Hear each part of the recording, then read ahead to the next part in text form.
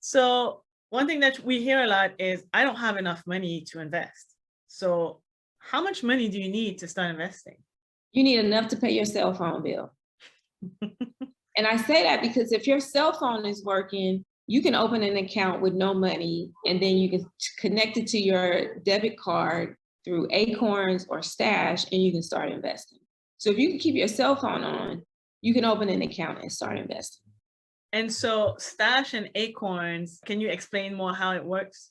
So Stash and Acorns are what we call micro investing apps. And so essentially what you can do is open an account, no money, and you can connect it to your debit or what is it, savings or checking account. And as you're making purchases, they round up your purchases and put that difference into your investment account. And then they invest the money for you. And so you can start literally with, I don't know, it's like $5. But people aren't going to make strides with starting with no money. So you're not going to start your investing journey with a micro investing app and think that you're going to make $1 million. It's a starting point. You can't stay stuck there. So let's say I have $100 that I can put in the stock market every month, individual stocks, index funds. What's your take on that? I think if you're starting with $100 a month, you got to do index funds. But I would say if I'm starting out at $100, like if I was talking to my niece and she's 21 and she's like, hey, auntie, where should I put my money at? I got $100 to invest. I would tell her to put that into a Roth IRA and put it in an index fund and just keep putting it in there. So she could put an S&P 500 index fund and just put that $100 in there. And then once you get to like $2,000, then let's talk and see what else we could be doing. So with the Roth IRA, they can invest up to $6,000 a year. Yeah. With no tax free. So that's definitely a great way to start. Can you talk to me about your investment philosophy? How do you invest? What's your strategy? My philosophy is to invest and invest as much as you can. My philosophy is probably not in alignment with beginning investors because I'm unafraid of the returns that I can get out of the market. And so if I'm beginning and I'm timid, I'm not going to go there. So my investment philosophy, it's probably 90% different than most Black women investors. Most Black women investors are risk adverse. They're very conservative. They're scared. I am none of that. Obviously, you've been investing since the early 90s, right? So you've been through the last recession and we're officially in a recession. So what are some of the investment gems that you can share with the dreamers today so that they can come out on the other side of the recession winning? Like I said, buy as much as you can because things are definitely on sale. And that works counterintuitive. You're like, oh my God, the economy's, we're in the middle of doomsday when it comes to the economy. Why would I be putting more money into it? This is exactly when millionaires are made. So this is an opportunity for you to come in when everybody is fearful and moving out. So great opportunity, number one, to buy as much as you can. You want to buy good companies. So companies that have longevity, companies that have been through a number of recessions. Look at companies that have been around 25, 50 years. And so pick good companies. And then number three, be patient. Wait. You got to wait for the economy to turn around. And then I would say four, look at other investment opportunities. Stock market isn't the only place where you can invest your money. You've got real estate. You can, again, get another skill. You can beef up on the skills that you already have. So invest in yourself. I always say during a recession, you want to invest in those three things. Invest in the stock market, invest in real estate, and invest in yourself. You've been investing for a while. What has investing in the stock market done for you as far as like your wealth building journey?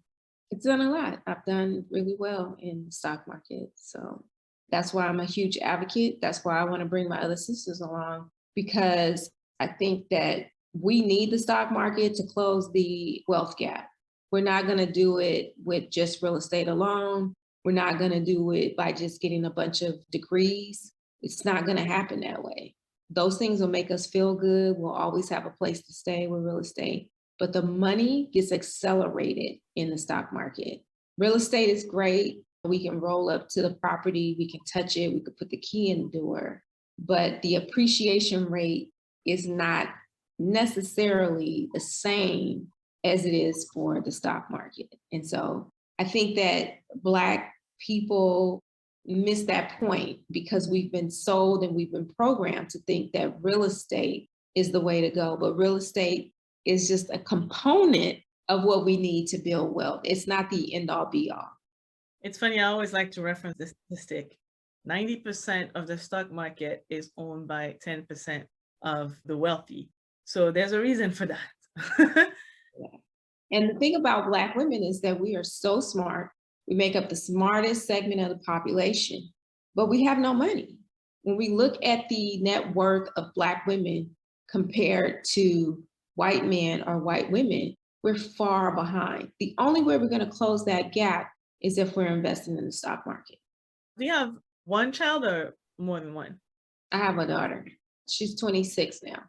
So you talked about closing the wealth gap, right? But then there's also the generational wealth aspect. So you've done well for yourself. How are you preparing your daughter so that she can continue on with what you're doing? Because right now, 90% of generational wealth is lost by the third generation, 70% by the second.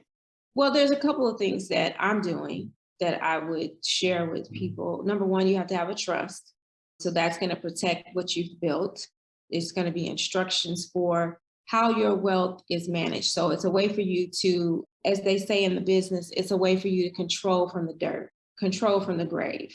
And so the trust is important. You got to go through your estate planning.